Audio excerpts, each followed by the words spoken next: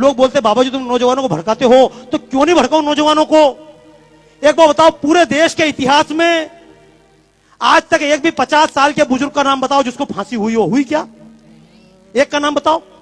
ये दिल्ली में बैठकर चिल्ला रहे हैं, बाला साहब पे भी चिल्लाएंगे, नरेंद्र मोदी पे चिल्लाएंगे, इन पे चिल्लाएंगे, संघ पे चिल्लाएंगे, ये सांप्रदायिक हैं, हमने देश को आजादी दिलाई। पर मैं चैलेंज करता हूं पूरे देश के और पूरे प्रदेश के, शिंदे साहब से सोनिया गांधी से लेकर यहां के मुख्यमंत्री तक, एक कांग्रेसी का नाम बताओ जिसको फांसी हुई हो। मैं चैलेंज कर रहा हूं भाई साहब। मैंने तो आरटीआई में पूछा, पूरे देश में तुमने देश को आजादी दिलाई, लेकिन एक कांग्रेसी का नाम बताओ जिसको अंग्रेजों ने फांसी दी हो। अंग्रेजों ने केवल लाठी नहीं खाई, डंडे नहीं खाए, केवल मक्खन और अंडे खाए हैं। लेकिन समस्या है, इस देश का नौजवान भगत सिंह क्यों नहीं बनना चाहता? इस देश का नौजवान शिवाजी क्यों नहीं बनना चाहता? इस देश का नौजवान फांसी क्यों नहीं खाना चाहता? नौजवान को गाली देना आसान है, लेकिन कहूंगा दोस्तों, पूरे जीवन में महात्मा गांधी ने कभी एक डंडा खाया? बोलो हाँ या ना? नहीं खाया। जिन्होंने पूरे जीवन में डंडा नहीं खाया, उनके नाम से हमने 1 से लेकर 1000 तक के नोट चलाए। लेकिन जिस भगत सिंह ने फांसी खाई, उसके नाम से हमने 100 का नोट का चित्र नहीं छापा। हमने शिवाजी के नाम से 50 का चित्र नहीं छापा।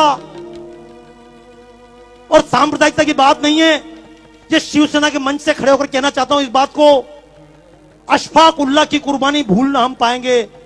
क्योंकि लोग सीधा आरोप लगाते हैं, तुम तो मुसलमान के खिलाफ हो, तुम सांप्रदायिक हो। तो एक बात कहना चाहता हूं आज इस पुण्यतिथि के अवसर पर, कि अशफाक उल्लाह की कुर्बानी भूल हम पाएंगे।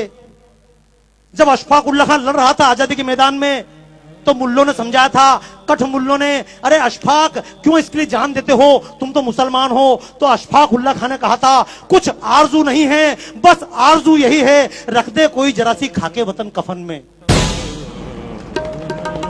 मर गया अशफाक उल्लाह खां। लेकिन ये मुसलमान के नाम से वोट लेने वालों ने आज तक अशफाक उल्लाह खां के नाम से 10 रुपए का नोट नहीं चलाया। इस देश की लड़कियां, झूठ मत बोलना, पूछना अपनी बच्चियों से, क्यों लव जिहाद के चक्कर में फंस जाती हैं? लक्ष्मीबाई नहीं बनना चाहती, जीजाबाई नहीं बनना चाहती, कैटरीना कैफ बनना चाहती, दीपिका पादुकोण बनना चाहती। क्यों? क्योंकि जिसने देश के लिए ये प्राण दिए, जो मैदान में लड़ते लड़ते मरी, उस लक्ष्मीबाई के नाम से हमने 1 रुपए का नोट नहीं चलाया। तो दोस्तों, मैं तो एक बात कहता हूं, सरकार नोट भगत सिंह के नाम से चलाए या ना चलाए, हमारे दिलों में छपना चाहिए या नहीं? कितने लोग तैयार हैं? तैयार हो? एक बात, क्यों आप लोग जा नहीं रहे वापस यार? मैं चक्कर में 25% निकल जाऊं, निकलोगे क्या? अच्छा सुनो, देखो एक बात बताऊं, जब भगत सिंह को फांसी दी जा रही थी, मैं शब्द बोल रहा हूं, मैं जब बोलता हूं मंच से, कारण समझ लेना, मेरी जितनी प्रदर्शनियां सब विदेशों में लगती है। राजू निवल जी से बात चल रही थी, बाबा जी आपकी प्रदर्शन लगाएं, तो मैंने कहा मेरी प्रदर्शनी भारत में नहीं लगती। बोले क्यों नहीं लगती है? मैंने कहा जब भारत में कोई बात बोलता हूं तो लोग बोलते तुम सांप्रदायिक हो, और जब अमेरिका में खड़े होकर बोलता हूं तो लोग बोलते बाबा जी आपने हमारी आंखें खोल दी। तो कारण समझना दोस्तों, जब महात्मा गांधी ने लॉर्ड इरविन से बातचीत की थी, समझौता हुआ था, तो लोगों ने कहा था महात्मा जी, भगत सिंह ने किसी की जान नहीं ली है, संसद भवन के कोने में बम फेंका है, किसी व्यक्ति पर नहीं फेंका। आप भगत सिंह की माफी के लिए बात करो, शर्त रखो, भगत सिंह को माफ करो। तो महात्मा गांधी ने कहा था, ये भगत सिंह, ये अशफाक उल्लाह खां, ये क्रांतिकारी है चंद्रशेखर आजाद, ये क्रांतिकारी आतंकवादी हैं। तो मैं भी एक बात कहना चाहता हूं, अगर भगत सिंह आतंकवादी थे तो मैं भी आतंकवादी हूं।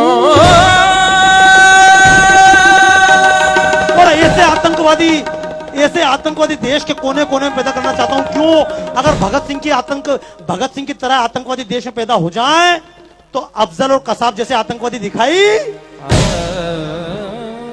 तो बोलो देश के नाम पे आतंकवादी बनना चाहते हो? अभी तक लोग मजहब के नाम पे आतंकवादी बने, जातियों के नाम पर आतंकवादी बने। हालांकि आतंक का मतलब यह नहीं कि बम लेकर निकल जाना, मारोगे किसको मारोगे? देशवासी को मारोगे क्या? लेकिन कम से कम और किसी को मारो मत मारो, अपने स्वार्थ को मार लेना। जब कभी वोट देने जाओ तो जाति देखकर वोट मत देना।